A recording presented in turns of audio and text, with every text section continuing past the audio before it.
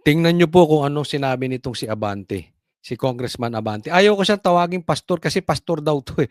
Si Pastor Abante, ayaw kong tawagin kasi nasisira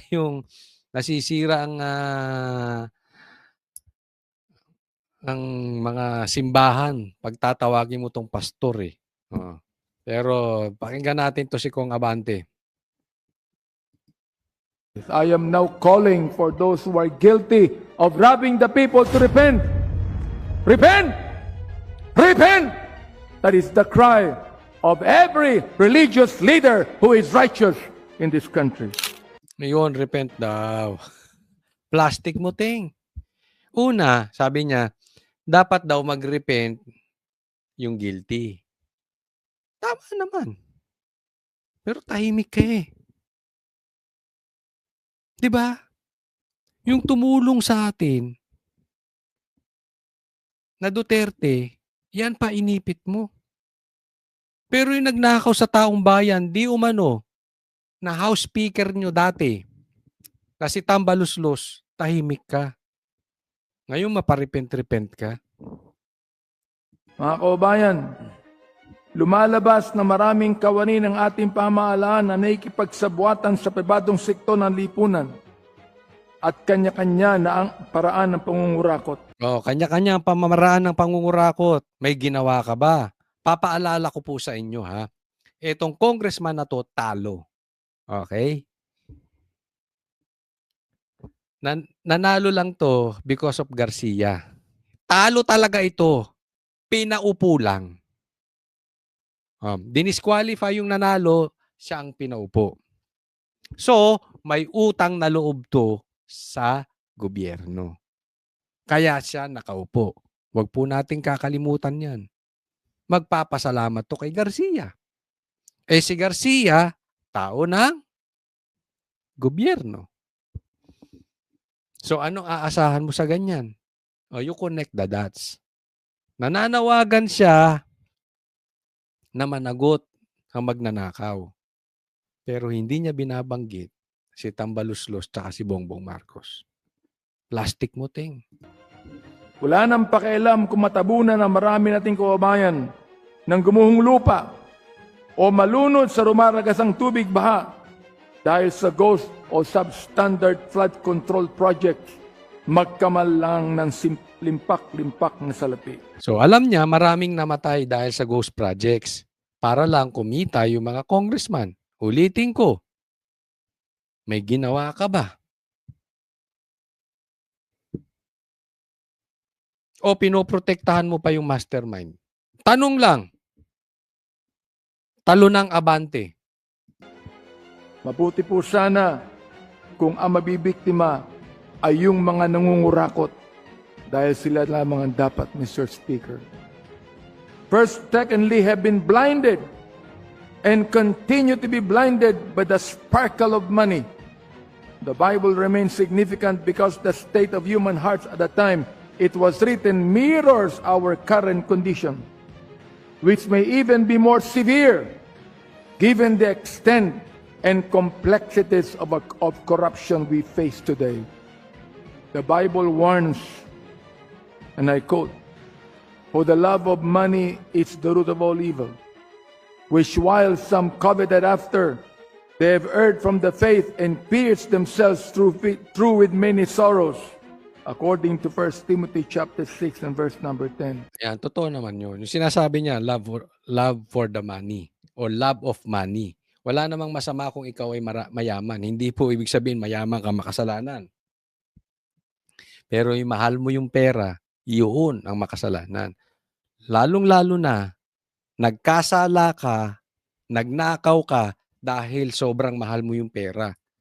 Double whammy ka na nun.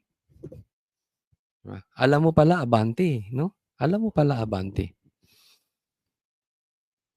Anong ginagawa mo? And thirdly, tatanong ko sa'yo,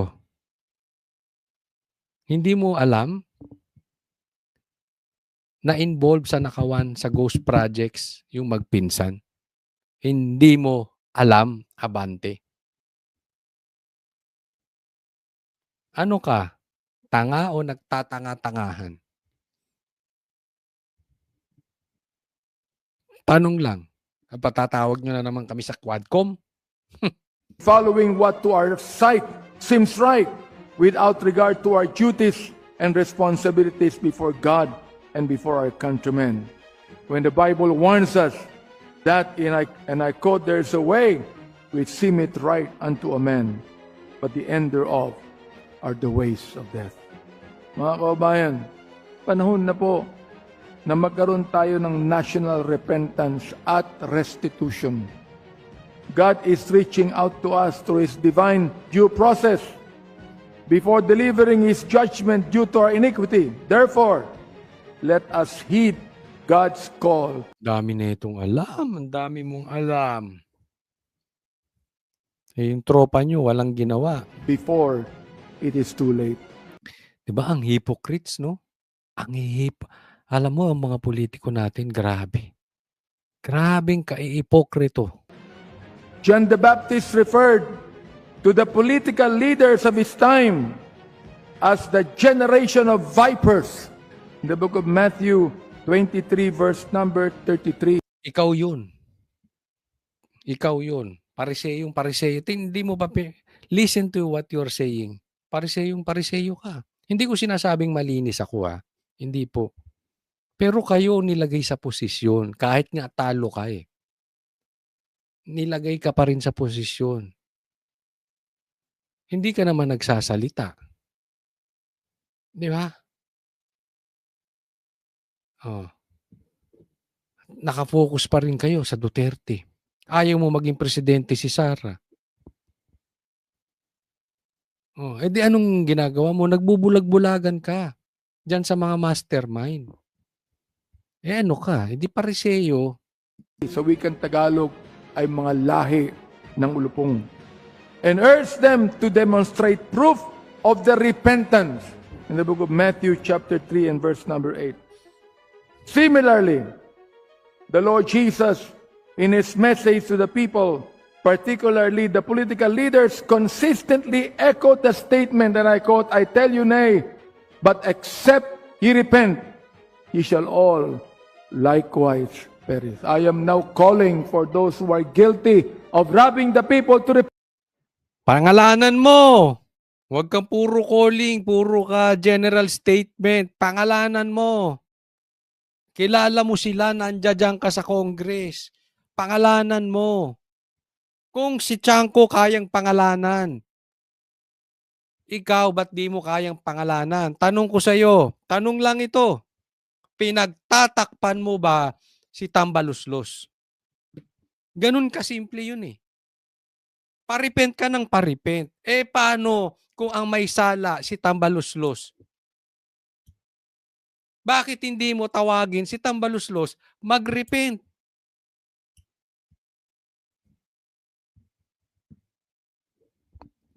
Hindi, apaka-ipokrito mo. Repent! Repent! Repent! That is the cry of every religious leader who is righteous in this country.